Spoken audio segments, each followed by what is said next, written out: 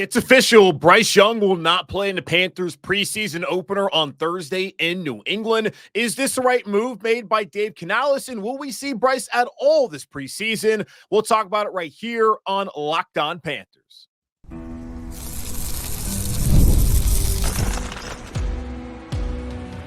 You are Locked On Panthers, your daily Carolina Panthers podcast. Part of the Locked On Podcast Network, your team every day.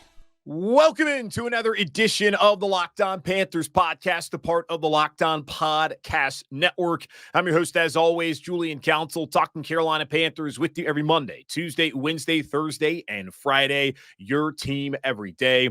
That's our motto here on the Locked On Podcast Network. Subscribe or follow the show for free on YouTube or wherever you listen to your favorite podcast. And be sure to follow me, Julian Council, on Twitter at Julian Council, where I'll be answering your weekly Friday mailbag questions throughout the offseason. So either at me or DM me to get those questions into me right now. And of course, follow me on Twitter at Julian Council. Today's episode of Locked On Panthers is brought to you by LinkedIn. LinkedIn Jobs helps you find a qualified candidate you want to talk to faster. Post your job for free at linkedin.com/LockedOnNFL.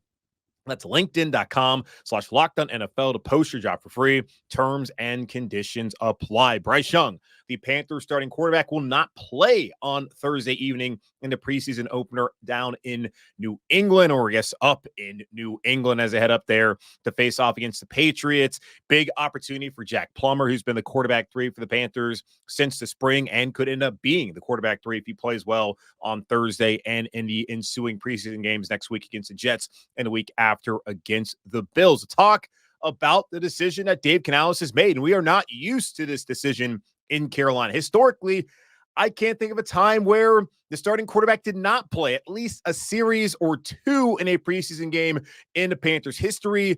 We're going to talk about that with Alex Zietlow of the Charlotte Observer, one of the 2 beat reporters there with the Observer. Talked to Mike Kay last week. Going to talk to Alex once again here on the show in just a moment here on Locked On Panthers. All right, back here on Locked On Panthers, as promised, Alex Zietlow, the beat reporter for the Charlotte Observer, covering your Carolina Panthers. Follow him on Twitter, or if you want to call it X, at Alex Zietlow05. Welcome back to the show, Alex. How you doing, man? Thanks, Julian. Just honored to be on your show again. Yeah, 3rd time. So happy to have you back. Happy to be talking training camp. There's actually a game that's going to happen on Thursday. Now, sort of a game. Yeah. Yeah, sort of. There will be a football game played. Now, the people who will play in that football game are highly likely to be guys that actually don't play in any of the games that happen once the regular season begins, because we found out on Tuesday something that felt pretty clear on Monday, but Dave Canales didn't want to come out and flat out say it. Bryce Young will not play in the preseason opener, and he may not play in the preseason at all. I don't know how you feel about this. I'm a little surprised. We're not used to this in Carolina. I can't recall a single time where the starting quarterback, whether it was Ron Rivera as a head coach or was John Fox, did not play in the preseason. And I know in recent years, there's been a trend to not play your quarterbacks. I know Sean McVay said when Matthew Stafford got there, he will never play for me in the preseason. And that has been the case. And Aaron Rodgers, he won't play in the preseason. Totally understand that. Bryce Young, though, second-year quarterback, struggled last year, new system. I'm a tad bit surprised that he's not going to play, at least in the opener, and maybe not at all. How do you feel? I mean, it's bad radio, but I'm surprised too.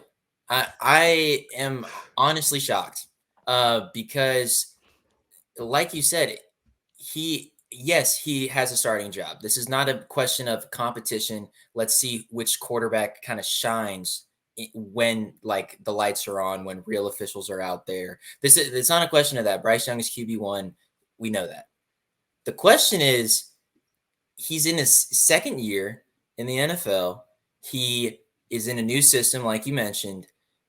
And it's not like I don't want to use the word deserves. It's not like his rookie year was worth the Aaron Rodgers treatment, was worth the Matthew Stafford treatment. I mean, he has a lot to learn. He has a lot to, the more reps, the better. At least that's what NFL coaches were saying last year when he was playing down the stretch and really there was nothing to truly play for. I mean, we asked pretty much every week, hey, is Andy Dalton going to step in and have Bryce be this guy who kind of learns under him, whatever. And the refrain that we always heard was, no, the way you get better at football is by playing football. Well, guess what? We have some inconsequential football right now in the preseason where the offense can learn, the offense can gel. Bryce can take snaps from Austin Corbett, who, by the way, hasn't been a center in his professional football career. Yes, he wants us to stop talking about that, and understandably so, because he's been an emergency center before, because it's just moving from the guard position to just one spot over on the inside. It's still an interior lineman position. Yes, I understand that. But that still is, I think, important game reps to have. He's got a whole new cast of receivers to throw to. I am a bit shocked. Just real quick. Last preseason, yes, he didn't play a ton. But he started all 3 games, went 14 for 24, and ended with 43 pass yards a game for 129 total. So 14 to 24, 129 pass yards and 1 touchdown. And that's in like 7 total offensive series that he played. We're not talking about a lot of reps. He's not playing like full. The NFL doesn't start their quarterbacks for total halves now. You know what I'm saying? It's not like him is the risk of injury in playing 3 series, I think, does not succeed or shine over the really valuable playing time and the really valuable knowledge that could be passed down to him, the game experience that could be passed down to him. Of course, I'm not in an NFL locker room. I'm not a part of his coaching staff. This is Alex Zietlow's opinion, but from the outside, I am quite shocked as what you're saying. And like we're on the same page here, and I could understand like Houston, they were in the Hall of Fame game. They're going to play 4 preseason games, which used to be the norm. Now it's only 3, and it's always been the case. If you play in the Hall of Fame, you're going to get an extra preseason game. So I understand last Thursday night not playing C.J. Stroud. Same thing for the Bears, not playing Caleb Williams. You're going to wait until you actually get to your actual preseason games. And because C.J. Stroud played so well last year, and that Bobby Slowick is back as their OC, I would understand Houston deciding in a year where they have some expectations, maybe not play C.J. Stroud because he's proven himself to be a pretty doggone good player after 1 year. Bryce Young has not done it. And again, a different offense last year. He's gone through the offseason during OTAs, mandatory minicamp, the first 10 practices with Dave Canales, going through installs and understanding the scheme. I would like to see him out there selfishly because I don't want to watch a preseason game where the starting offense isn't out there. And it's not like the offensive line is banged up. Yes, Damian Lewis has been dealing with the shoulder, but they've managed that. Moton's available. Icky's available. And wouldn't you want to see Ike Ekwonu after he struggled a lot last season? Corbett, as you mentioned, and that's really been the thing that Canales has brought up back-to-back days when I think it was Joe Person's really been the one who's been asking him, pressing him on this question. And he's been like, yeah, I can see the point of Austin playing with Bryce and having that in a real game. And as you mentioned, Austin Corbett did tell us, was at the back together Saturday, guys, it's not that big of a deal. Stop talking about it. It's not that big of a deal. And I can totally understand where he's coming from. I don't know. I think that next week with joint practice with the Jets, I would totally understand not really playing in that preseason game. This week, I would like to see like a series, which is not going to happen. Then against Buffalo, the standard quarter, maybe half.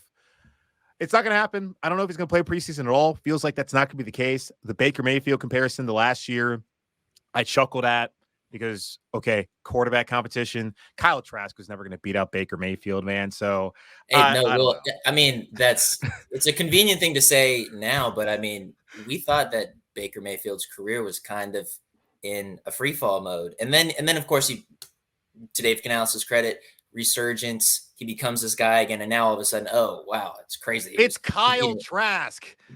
But it was Baker Mayfield.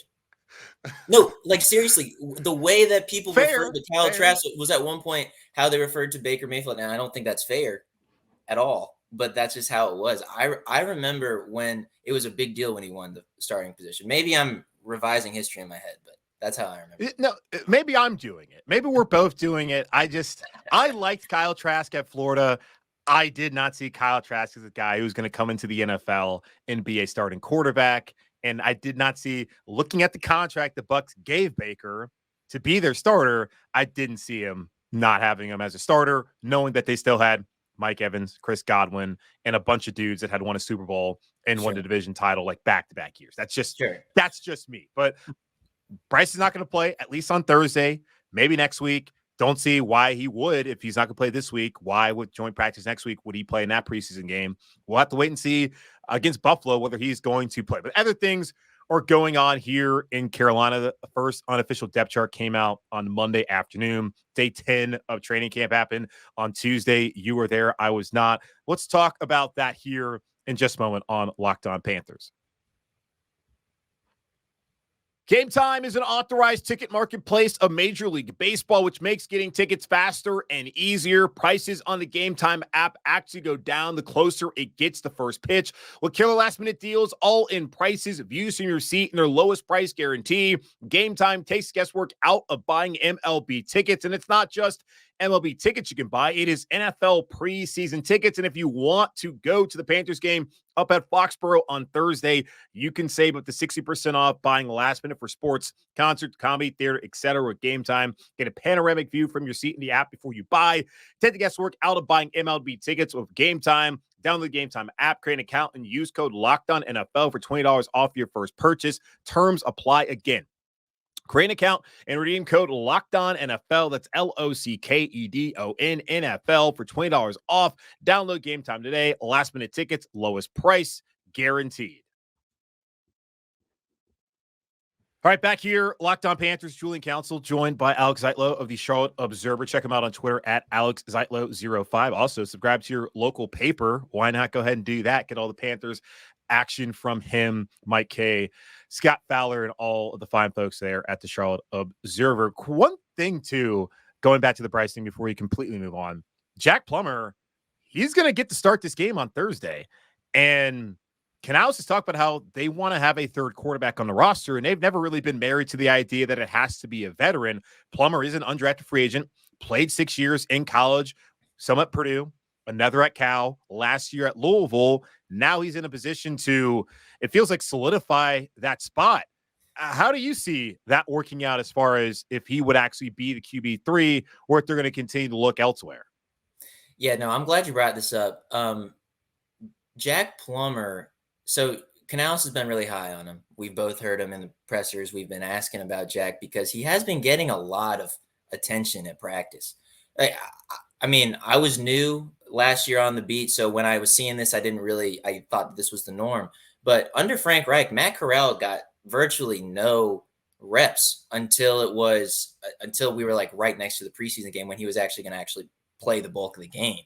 Like it was all Bryce and it was all Andy. And then Jake Luton and I just said his name. Jake Luton and Matt Corral were the two guys. Matt Corral, yeah. You mean the guy I was just diatribing about? Yeah. No. So that's really interesting that Jack Plummer has gotten so much attention this preseason. Steve Reed of the Associated Press today asked, "Hey, so like, Dave, are you nervous at all that you're not going to get a fair evaluation of the rest of your offensive players if Jack's going to be in the backfield or if Jack's going to be the guy orchestrating the offense?" And he was like, "No, not the way Jack's played this preseason." It was very high on Jack. But I think it's a legitimate question. You got so many receivers who are battling for roster spots, and not roster spots necessarily for the Panthers, roster spots across the league. Mm-hmm. I mean, you got Jalen Coker, this undrafted free agent who a lot of people were high on. A lot of big-time NFL personalities wanted their teams to draft him. Bill Simmons of The Ringer was like, "Yo, I wish that the Patriots drafted Jalen Coker." He was among the most hyped undrafted free agents I've seen in the NFL. Yeah. He's battling for a position right now, particularly when you got Devin Tompkins coming in off the as a signed guy in training camp, particularly as you have Amir Smith-Marset catching punts, trying to establish himself as more than just a gadget guy, particularly when you got Deontay Johnson at the top. You drafted Xavier Legette. You got Jonathan Mingo having a redemption training camp of a lifetime. It's not necessarily saying that Jalen Coker would be catching passes from Bryce Young anyway, but he might be catching passes from Andy Dalton. Like it is interesting to see how the rest of this offense gets evaluated with Jack Plummer throwing the ball. And that's not to take away from him. It's just he's fighting for a roster position too. So I think that's an important aspect of it. I kind of forgot your question. Was it? I just kind of went on my No, own. I mean, you answered it. Just kind of your thoughts on the whole Jack Plummer thing. And I would say this too, like, it's not like necessarily the worst thing in the world. Like preseason, I think people overlook that, like the evaluation part of it. Whereas like they want to get super caught up in what happens to the first team. And yes, last year the offensive line was a disaster and it turned out to be a disaster. And I don't think the preseason told the story that of what actually a disaster to come, because I don't think anyone saw Brady Christensen getting hurt week 1 and Austin Corbett coming back and being ineffective and playing 7 different left guards, 8 different right tackles, something I think I've said 200 times on this podcast over the course of this offseason. And the icky part, that was the one thing that we saw that happened the preseason that actually turned out to be the case in the regular season. So evaluation, though, like that's important, and having a quarterback who's capable of running the offense, and he's been around, which is, I think, a good part for him as far as him having opportunity to make this roster and being able to operate the offense. And if you think about it, like Dalton, you know who Andy Dalton is. Maybe it's better for Jack Plummer to get all this opportunity anyways. I would have preferred to see Bryce for a series or 2. Then you put out Jack Plummer. Then, of course, Jake Luton gets some time in the second half. It's not a bad situation for them to be in to actually get a good look at Jack Plummer, and they are at least confident, it sounds like, that he can get the job done. They can evaluate. I will say one last thing about the quarterback situation. The last 2 times Panthers have played a preseason game in New England, their quarterbacks have gotten hurt. Matt Corral had the foot injury 2 years ago, and I don't think he was ever going to get an opportunity anyways that season, just how bad he looked in the preseason prior to that and how bad he even looked last year when he came back. I felt like it was going to be Darnold, even when they had all the issues with Baker leaving and then PJ Walker being, of course, PJ Walker. And then you go back to 2019, Cam Newton, he hurt his foot. So that's some cursed turf there for Panther quarterbacks in the preseason. Maybe it's the right decision after all to not have Bryce Young step out on that turf. And I'm sure they're going to still have him warm up. Don't even do that. Put him in bubble wrap. Don't even have him go up to Providence and go to Boston to deal with this, because Foxborough is cursed in the preseason for Panther quarterbacks. So well done, Dave Canales, and not having him out there. Unofficial depth chart. That is so funny that you found a way. We started this like super gung ho. What is going on? And then by the end, we're like, yeah, Dave's right. Dave's right. I still don't like it, but that's that one point there about Foxborough where, you know what? There's voodoo there. Let's not test it. Unofficial depth chart came out on Monday. The Panthers said it's the first depth chart of 2024. That's a lie. They had 2 depth charts that came out week 17 and week 18 way back in January. Yes, first of the 2024 season. But getting to that, anything that stood out to you, typically when you look at these things, you always tell people don't make much about it.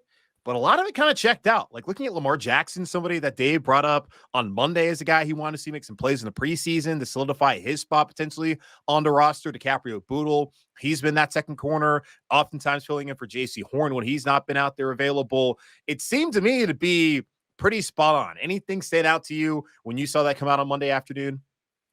Yeah, 2 things. One, DJ Johnson starting at the outside linebacker position.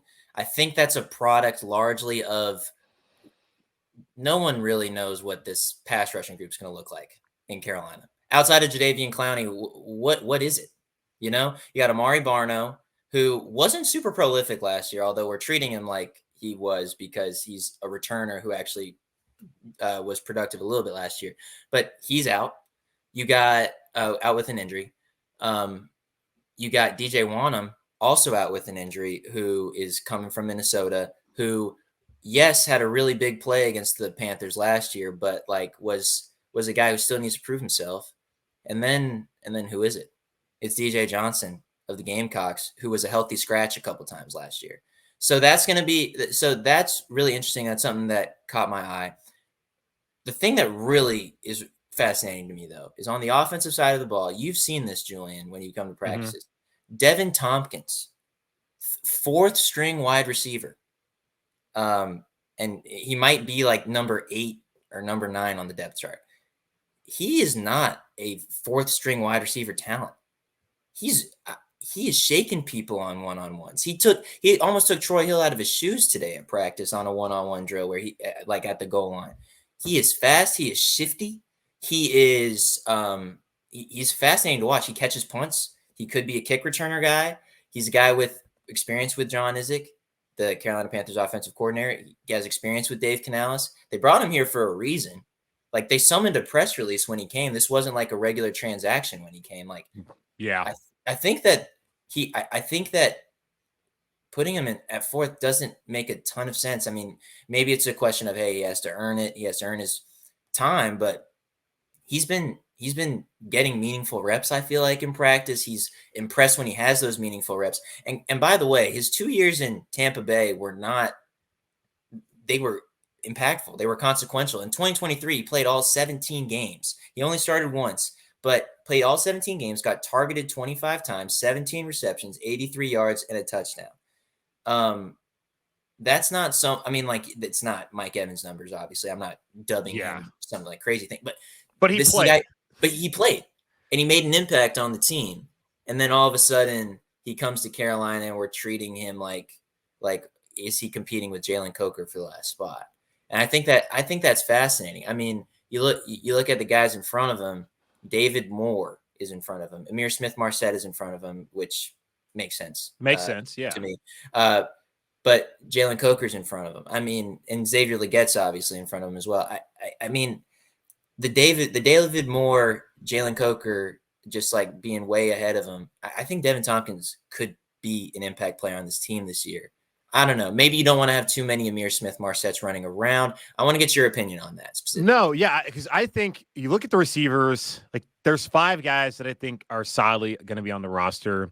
Thielen, Johnson, Leggett, Mingo. Those 4 are for sure on it. And then I would say Smith-Marset as a punt returner. And he can also be a kickoff returner if you need him to be. Raheem Blackshear right now is up there, and that is what we've seen also in practice and what you saw last year when that Chris Tabor was the special teams coordinator, then eventually he was the interim head coach. Then if they're going to keep 6, like your 6th guy has to be someone who's going to contribute on special teams. Otherwise, they're just going to be someone who's always a healthy scratch.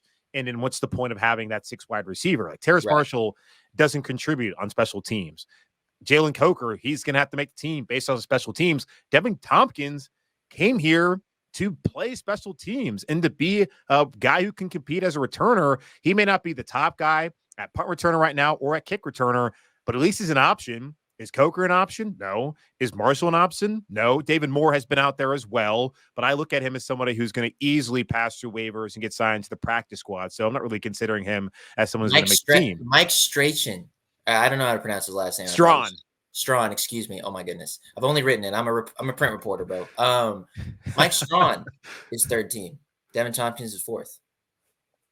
Yeah. That's fascinating. Is it not? Yeah. Yeah, it is. He's a Frank Reich guy. He's not going to make the team. Now, Jordan Matthews also Frank Reich guy. Didn't think he was going to make the team, but because of all the injuries at tight end, he's somebody who looks like if they had to announce 53 today, he would be on that 53. I am curious too. Jacob Hollister, because of the connection he has to this staff, having been Seattle, being at that tight end position, does he find a way to sneak his way in there? And would love to know how serious that injury is to Stephon Sullivan here in Carolina. So there is that. Let's take one more quick pause, come back and just get some quick thoughts on what maybe we'll see in the preseason game on Thursday night in New England here on Locked On Panthers. When you're hiring for your small business, you want to find quality professionals that are right for the role. That's why you have to check out LinkedIn Jobs. LinkedIn Jobs has the tools to help you find the right professionals for your team faster and for free. LinkedIn isn't just a job board. LinkedIn helps you hire professionals you can't find anywhere else, even those who aren't actively searching for a new job, but might be open to the perfect role. In a given month, over 70% of LinkedIn users don't visit other leading job sites. So if you're not looking on LinkedIn, you're looking in the wrong place. On LinkedIn, 86% of small businesses get a qualified candidate within 24 hours. Hire professionals like a professional on LinkedIn. LinkedIn knows that small businesses are wearing so many hats and might not have the time or resources to hire. LinkedIn is constantly finding ways to make the process easier. They even just launched a feature that helps you write job descriptions, making the process even easier and quicker. In fact, 2.5 million small businesses use LinkedIn for hiring. Post your job for free at linkedin.com/LockedOnNFL. That's linkedin.com/LockedOnNFL to post your job for free. Terms and conditions apply.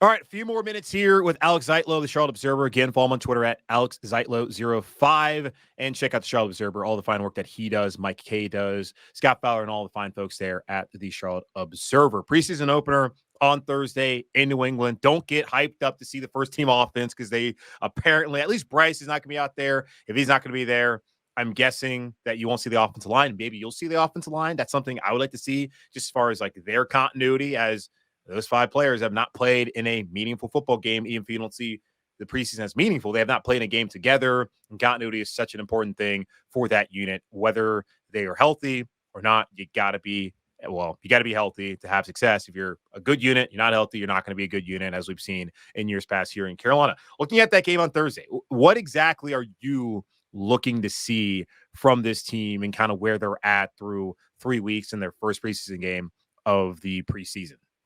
Yeah, this is not going to be a satisfactory answer, I could already tell you. But I'm looking for who's on the field.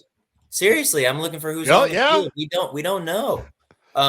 We don't know. I mean, Dave said they have a really big meeting on Tuesday afternoon, and we're recording on Tuesday afternoon. So the meeting's probably going on right now of like who's healthy, who is a little bit banged up and could spare missing this game.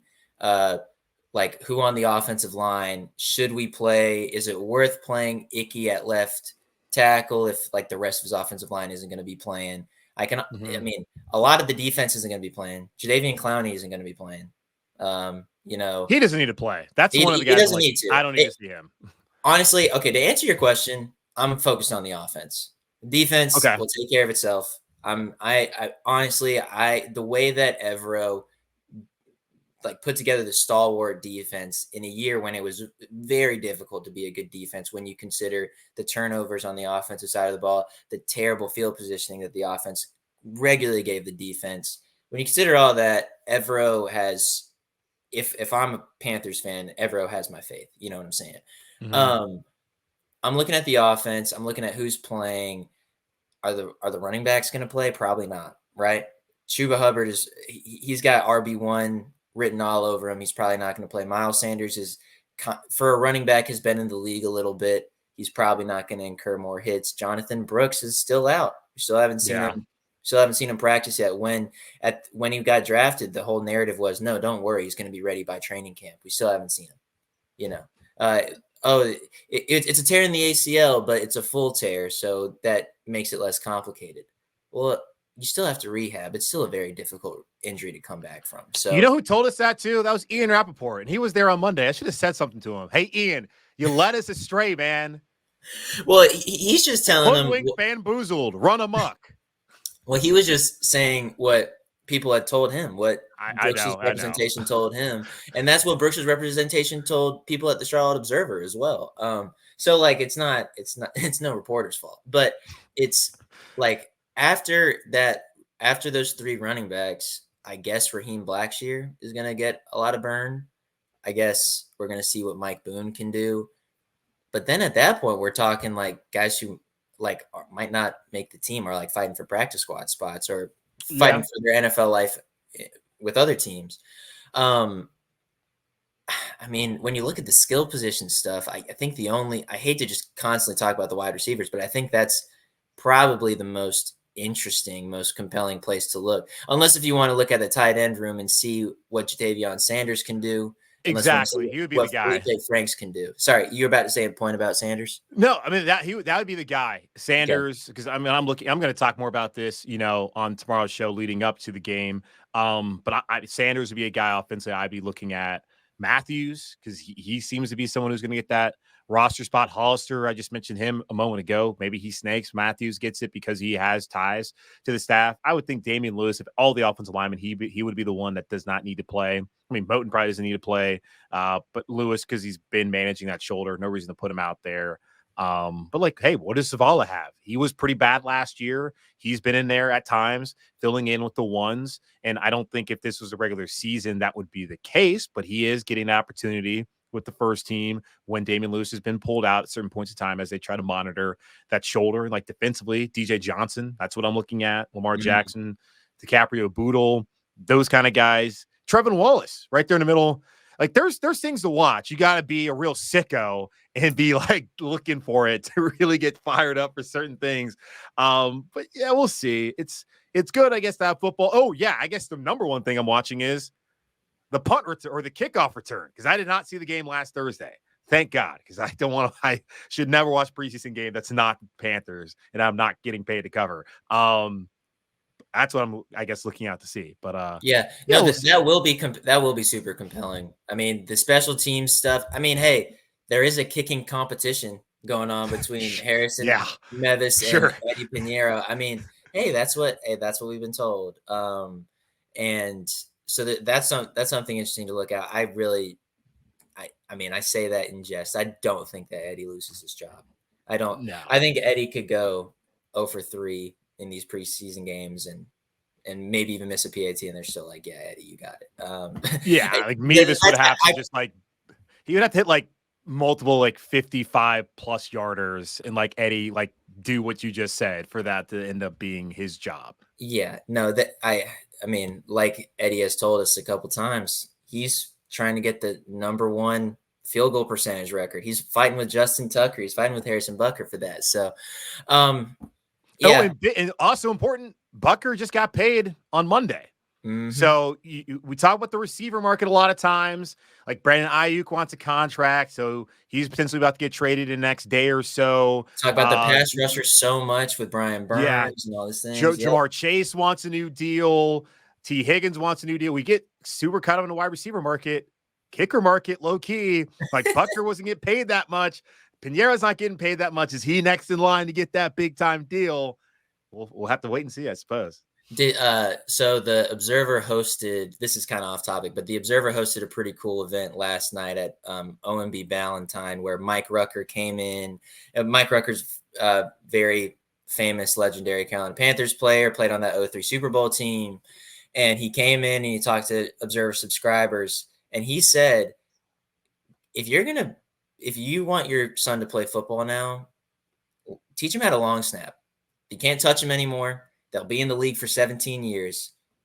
You're not going to get paid like a defensive end, but you're gonna be in the league for a long time. And when you were saying that about the markets and stuff, I was like, you know what, JJ Jansen has a pretty good deal right now. Great gig. Yeah, great gig. Anyway, Matt Rule tried to get rid of him, but he persevered. He's still here. Rule's gone. So yeah, JJ got the last laugh. It's a strange. I don't know why that came in my head, but it's been a long day. So no, that's fine. And you know what? Let's close on that because JJ Jansen forever. He's got the best job on the team. That's Alex Zietlow of the Charlotte Observer. Follow him on Twitter at Alex Zietlow05. Alex, thank you so much for joining the show. As always, I'm just going to keep you here as I'm going to close things out. Of course, it's going to wrap up the Locked On Panthers podcast, part of the Locked On Podcast Network, hosted by yours truly, Julian Council. Subscribe or follow the show free on YouTube or wherever you listen to your favorite podcast. And be sure to follow me on Twitter at Julian Council, where I answer your weekly Friday mailbag questions here on the show on Friday. So either at me or DM me to get those questions into me right now. But in the meantime, be safe, be happy, be whole, as always and forever. Keep pounding. And I'll talk to y'all on Thursday as we're going to have some preseason football to get ready for.